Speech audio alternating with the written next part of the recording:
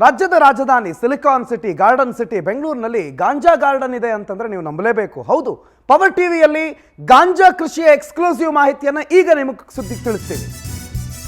ಬೆಂಗಳೂರಿನ ಗಾಂಜಾ ಘಾಟಿನ ಕತೆ ಇದು. ಪವರ್ ಟಿವಿಯಲ್ಲಿ ಗಾಂಜಾ ಕೃಷಿಯ ಎಕ್ಸ್ಕ್ಲೂಸಿವ್ ಮಾಹಿತಿಯನ್ನು ನಿಮ್ಮ ಮುಂದಿಡ್ತಾ ಇದ್ದೀವಿ.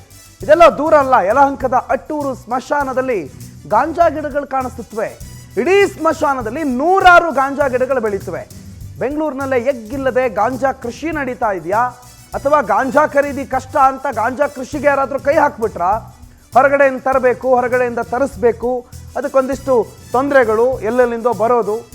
ಹಂಗಲ್ಲ, ಬೇಡ ನಾವೇ ಬೆಳೆಸ್ಬಿಡೋಣ ಅಂತೇನಾದರೂ ಗಾಂಜಾ ಕೃಷಿ ಮಾಡ್ತಿದ್ದಾರಾ, ಅಥವಾ ಗಾಂಜಾ ವ್ಯಸನಿಗಳ ಅಡ್ಡ ಆಗ್ಬಿಟ್ಟಿದೆಯಾ ಈ ಸ್ಮಶಾನ?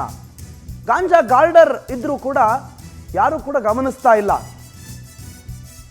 ಅಟ್ಟೂರು ಸ್ಮಶಾನದ ಗಾಂಜಾ ಗಿಡಗಳ ಫೋಟೋಗಳನ್ನು, ದೃಶ್ಯಗಳನ್ನು, ವಿಡಿಯೋಗಳನ್ನು ನಿಮ್ಮ ಮುಂದೆ ಇಡ್ತೀವಿ ನೋಡಿ.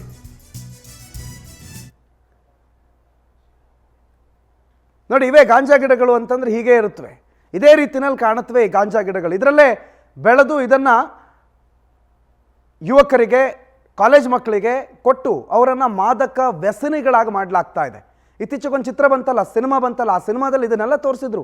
ಸ್ಮಶಾನದಲ್ಲಿ ಆಗುವಂಥ ಏನೇನು ಕೆಲಸಗಳಾಗತ್ತೆ, ಸ್ಮಶಾನದಲ್ಲಿ ಏನೇನು ನಡೆಯುತ್ತೆ ಎಲ್ಲವನ್ನ ತೋರಿಸಿದ್ರಲ್ಲ, ಅದಕ್ಕೆ ಪೂರಕವಾಗೇ ಇದೆ ಇವತ್ತಿನ ಈ ದೃಶ್ಯಗಳು. ಇದು ಯಲಹಂಕದ ಅಟ್ಟೂರು ಲೇಔಟ್ನಲ್ಲಿ, ಅಟ್ಟೂರು ಸ್ಮಶಾನದಲ್ಲಿ ಕಾಣಿಸಿರುವಂಥ ದೃಶ್ಯ. ಒಂದು ಗಿಡ, ಎರಡು ಗಿಡ ಅಂತಂದರೆ ಏನೋ ಹೇಳ್ಬೋದ್ರಿ, ಇಡೀ ಸ್ಮಶಾನ ತುಂಬ ನೂರಾರು ಗಿಡಗಳಿದೆ. ಯಾರಿಗೂ ಗೊತ್ತಿಲ್ಲದಂಗೆ ಬೆಳೆಸ್ಬಿಟ್ಟಿದ್ದಾರೆ. ಇದು ಯಾರು ಬೆಳೆಸಿದ್ರು, ಯಾಕೆ ಬೆಳೆಸಿದ್ರು? ಇದು ಅಚಾನಕ್ಕಾಗಿ ಬೆಳೆದು ಬಿಟ್ಟಿರುವ ಗಿಡನ, ಅಥವಾ ಗಾಂಜಾ ಕೃಷಿ ಮಾಡಬೇಕು ಅಂತಾನೆ ಗಾರ್ಡನ್ ರೀತಿನಲ್ಲಿ ಬೆಳೆಸ್ಕೊಂಡು ಹೋಗಿರೋದಾ? ಇದು ಸ್ಮಶಾನ, ಇಲ್ಲಿಗೆ ಯಾರೂ ಬರಲ್ಲ ಅನ್ನುವಂಥ ನಿರ್ಭೀತಿಯಿಂದ ಏನಾದರೂ ಈ ರೀತಿಯ ಕೃಷಿ ಮಾಡೋದಕ್ಕೆ ಯಾರಾದರೂ ಹೊರಟಿದ್ದಾರಾ? ಹೊರಗಡೆಯಿಂದ ಯಾರು ತರಿಸ್ಕೋತಾರೆ, ನಾವೇ ಬೆಳ್ಕೊಂಬಿಡೋಣ, ನಮಗೆ ಲಾಭ ಅಲ್ವಾ ಅಂತ ಏನಾದರೂ ಬೆಳೆಸ್ತಾ ಇದ್ದಾರಾ? ಗೊತ್ತಿಲ್ಲ, ಇವೆಲ್ಲವೂ ಪ್ರಶ್ನೆ. ಆದರೆ ಗಾಂಜಾ ಗಿಡಗಳಂತೂ ಬೆಂಗಳೂರಿನ ಯುವಕರನ್ನ, ತಂದೆ ತಾಯಿಯರನ್ನ ಭಯಕ್ಕೆ ಬೀಳಿಸ್ತಾ ಇದೆ. ಈ ರೀತಿಯಲ್ಲಿ ಗಾಂಜಾ ಬೆಂಗಳೂರಿನಲ್ಲೇ ಬೆಳೆಯಲಾಗ್ತಾ ಇದೆ ಅಂತಂದರೆ ಮಕ್ಕಳ ಕೈಗೆ ಭಾಳ ಸುಲಭವಾಗಿ ಸಿಗುತ್ತದು.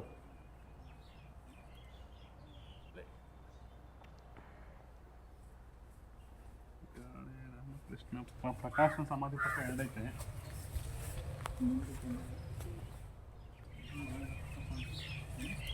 ನೋಡಿ, ಸಾಮಾನ್ಯವಾಗಿ ಏನಾಗುತ್ತೆ ಅಂತಂದರೆ, ಇದು ಮಳೆಗಾಲ ಸಂದರ್ಭದಲ್ಲಿ ಈ ರೀತಿಯ ಗಿಡಗಳು ಏಕಾಏಕಿ ಹುಟ್ಟೋದಕ್ಕೆ ಆರಂಭ ಆಗುತ್ತೆ. ಯಾಕಂದರೆ ಗಾಂಜಾ ವ್ಯಸನಿಗಳ ಅಡ್ಡೆ ಆಗಿದ್ದಿದ್ರೆ, ಆ ಸ್ಮಶಾನದಲ್ಲಿ ಗಾಂಜಾ ವ್ಯಸನಿಗಳು ಕೂತ್ಕೊಂಡು ಗಾಂಜಾ ಸೇರ್ತಾ ಇದ್ರೆ ಅದರ ಬೀಜಗಳನ್ನೆಲ್ಲ ಹಾಕಿ ಅದು ಮಳೆ ಬಂದು ಏನಾದರೂ ಗಿಡ ಆಗಿರ್ಬಹುದಾ?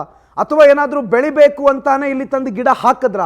ಅಥವಾ ಇಲ್ಲೇನಾದರೂ ಗಾಂಜಾ ಕೃಷಿ ಮಾಡಬೇಕು ಅಂತೇಳಿ ಈ ದೊಡ್ಡವರೆಲ್ಲ ಸೇರಿಕೊಂಡು ಗಾಂಜಾ ಕೃಷಿ ಮಾಡಿ ಮಕ್ಕಳನ್ನು ಪ್ರಪಾತಕ್ಕೆ ದೂಕುವ ಪ್ಲಾನ್ ಏನಾದರೂ ಮಾಡ್ಕೊಂಡಿದ್ದಾರಾ? ಒಟ್ಟಾರೆ ಬೆಂಗಳೂರಂತೂ ಸೇಫ್ ಅಲ್ಲ ಅನ್ನೋದು ಮತ್ತೆ ಪ್ರೂವ್ ಆಗ್ತಾ ಇದೆ. ಇದು ಯಲಹಂಕದ ಅಟ್ಟೂರು ಸ್ಮಶಾನದಲ್ಲಿ ಸಿಕ್ಕಿರುವ ಗಾಂಜಾ ಗಿಡಗಳು. ಆಗಲೇ ಹೇಳ್ದಂಗೆ ಒಂದಲ್ಲ ಎರಡಲ್ಲ, ನೂರಾರು ಗಿಡಗಳು ಇಲ್ಲಿವೆ. ಈ ಗಿಡಗಳನ್ನು ಯಾರು ನೆಟ್ಟರು, ಯಾರು ಇಲ್ಲಿ ತಂದು ಹಾಕಿದ್ರು, ಅಥವಾ ಯಾರು ಇದಕ್ಕೆ ಕಾರಣ, ಈ ಗಿಡಗಳು ಹುಟ್ಟೋದಕ್ಕೆ, ಇಲ್ಲಿ ಬೆಳೆಯೋದಕ್ಕೆ ಯಾರು ಕಾರಣ ಅನ್ನುವ ಪ್ರಶ್ನೆ. ಅದ್ರ ಜೊತೆಗೆ ಸ್ಮಶಾನಗಳೇ ಗಾಂಜಾ ವ್ಯಸನಿಗಳ ಅಡ್ಡೆಯಾಗ್ತಿದೆ, ಡ್ರಗ್ ವ್ಯಸನಿಗಳ ಅಡ್ಡೆಯಾಗ್ತಿದೆ. ಸ್ಮಶಾನಕ್ಕೆ ಯಾರೂ ಹೋಗಲ್ಲ, ಸ್ಮಶಾನದಲ್ಲಿ ಭಯ ಇರುತ್ತೆ, ರಾತ್ರಿ ಹೊತ್ತಂತೂ ಯಾರೂ ಹೋಗಲ್ಲ ಅನ್ನೋ ಕಾರಣಕ್ಕೆ ಸ್ಮಶಾನವನ್ನೇ ಅಡ್ಡೆ ಮಾಡ್ಕೊಂಡ್ಬಿಟ್ಟಿದ್ದಾರಾ ಈ ಪುಂಡ ಪೋಖ್ರಿಗಳು ಅನ್ನುವ ಪ್ರಶ್ನೆ.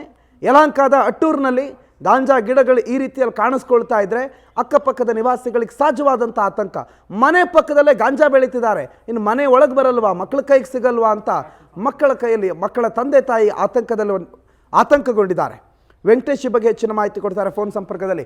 ವೆಂಕಟೇಶ್, ಇದು ನೆಟ್ಟಿರೋದಾ ಅಥವಾ ಬಿದ್ದು ಹುಟ್ಟಿರೋದಾ? ಬಟ್ ಒಟ್ಟಾರೆ ಬೆಂಗಳೂರಿನಲ್ಲಿ ಇಷ್ಟೆಲ್ಲ ಗಾಂಜಾ ಗಿಡಗಳು ಒಂದೇ ಒಂದು ಸಲ ಕಾಣಿಸೋದಕ್ಕೆ ಸಿಗುತ್ತೆ, ಅದು ಪಬ್ಲಿಕ್ ಪ್ಲೇಸಲ್ಲಿ ಅಂತಂದ್ರೆ ಆಶ್ಚರ್ಯ. ವೆಂಕಟೇಶ್,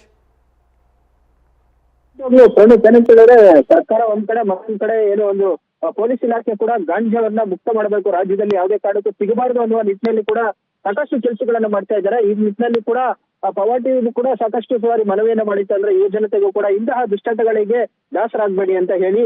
ಸೊ ಈ ಒಂದು ದೃಶ್ಯಗಳನ್ನ ನಾವು ನೋಡ್ತಾ ಇದ್ರೆ, ಯಲಹಂಕದ ಬಳಿ ಇರುವಂತಹ ಅಟ್ಟೂರು ಒಂದು ಸ್ಮಶಾನ ಏನಿದೆ, ಆ ಸ್ಮಶಾನದಲ್ಲಿ ರಾಶಿ ಇರುವಂತದ್ದು, ಅದು ಕೂಡ ಎಷ್ಟು ಸಂಪಾದನೆ ಬೆಳೆದಿದೆ ಅಂತ ಹೇಳಿದ್ರೆ, ಯಾರೋ ಅಲ್ಲಿ ಬಿತ್ತನೆ ಮಾಡಿ ನಾಟಿ ಮಾಡಿರುವಂತ ರೀತಿಯಲ್ಲಿ ಈ ಗಿಡಗಳು ಕೂಡ ಬೆಳೆದಿರುವಂತದ್ದು. ಇದನ್ನ ನೋಡ್ತಾ ಇದ್ರೆ ಯಾರೋ, ಅಥವಾ ಇಲ್ಲಿಗೆ ಬಂದಂತ ಗಾಂಜಾ ವ್ಯಸನಿಗಳು ಸೇರಿದ ನಂತರ ಆ ಬೀಜಗಳು ಬಿದ್ದು ಅದು ಉದ್ಭವ ಆಗಿದೆಯೋ, ಅಥವಾ ಯಾರಾದ್ರೂ ಕೃಷಿಯನ್ನ ಮಾಡ್ತಿದ್ದಾರೆ ಅನ್ನೋಂತ ಅನುಮಾನಗಳು ಕೂಡ ಗೊತ್ತಾಗ್ತಾರೆ ಅಂತ. ಯಾಕಂದ್ರೆ ಈಗ ನೋಡ್ತಾ ಇದ್ರೆ ನಾವು ಸುಮಾರು ಒಂದು ಅರ್ಧಕ್ಕೂ ಹೆಚ್ಚು ಎಕರೆಯಲ್ಲಿ ಇರುವಂತಹ ಈ ಒಂದು ಸ್ಮಶಾನದಲ್ಲಿ ಸಾಕಷ್ಟು ಗಿಡಗಳು ಬೆಳೆದಿದೆ.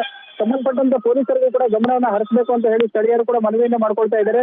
ಸೊ ಇಲ್ಲಿ ಸ್ಮಶಾನ ಆಗಿರೋದ್ರಿಂದ ಸಾಮಾನ್ಯವಾಗಿ ಯಾರು ಕೂಡ ಬರೋದಿಲ್ಲ, ಹಾಗಾಗಿ ಗಾಂಜಾ ವ್ಯಸನಿಗಳು ಆಗಾಗ ಬರ್ತಾ ಇರ್ತಾರೆ. ರಾತ್ರಿ ವೇಳೆ ಆದ್ರೆ ಸಾಕಷ್ಟು ಜನ ಸೇರ್ತಾರೆ, ಗಾಂಜಾ ಸೇರುವಂತ ಕೆಲಸವನ್ನ ಮಾಡ್ತಾ ಇದ್ದಾರೆ ಅಂತ ಹೇಳಿ ಕೂಡ ಇಲ್ಲಿನ ಸ್ಥಳೀಯರು ಕೂಡ ಆರೋಪವನ್ನ ಮಾಡ್ತಾ ಇದ್ದಾರೆ. ಅದಕ್ಕೆ ಸಂಬಂಧಪಟ್ಟಂತೆ ಸಾಕಷ್ಟು ಬಾರಿ ಪೊಲೀಸರಿಗೂ ಕೂಡ ಹೇಳಿದ್ದೀವಿ, ಆದ್ರೆ ಯಾವುದೇ ರೀತಿಯಾದಂತ ಕೇರ್ ಮಾಡಲಿಲ್ಲ ಅಂತ ಹೇಳ್ತಾ ಇರುವಂತದ್ದು.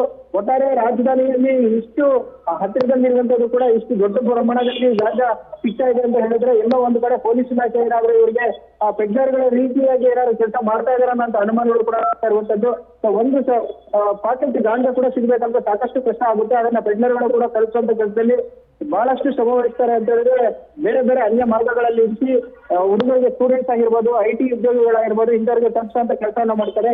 ಸೊ ಅಂತವ್ರನ್ನ ಹಿಡಿದು ಪೊಲೀಸರು ಕೂಡ ಏನೋ ಒಂದು ಶಿಕ್ಷೆಯನ್ನು ಕೊಡ್ತಾರೆ. ಆದ್ರೆ ಇಷ್ಟು ದೊಡ್ಡ ಪ್ರಮಾಣದಲ್ಲಿ ಬೆಳೆದಿರುವಂತಹ ಈ ಗಾಂಜಾ ಗಿಡಗಳನ್ನ ಆದಷ್ಟು ಬೇಗ ಪೊಲೀಸರು ತನಿಖೆಯನ್ನ ಮಾಡಬೇಕು ಅಂತ ಹೇಳಿ ಅದೇ ಉತ್ಪತ್ತಿ ಆಗಿರೋದಾ ಅಥವಾ ಯಾರಾದ್ರೂ ಬೆಳೆಸಿದಾರೆ ಅನ್ನೋದ್ರ ಬಗ್ಗೆ ಕೂಡ ತಿಳ್ಕೊಳ್ಬೇಕಾಗುತ್ತೆ ಪ್ರಣೋದ್. ಥ್ಯಾಂಕ್ ಯು ವೆಂಕಟೇಶ್ ಮಾಹಿತಿಗೆ.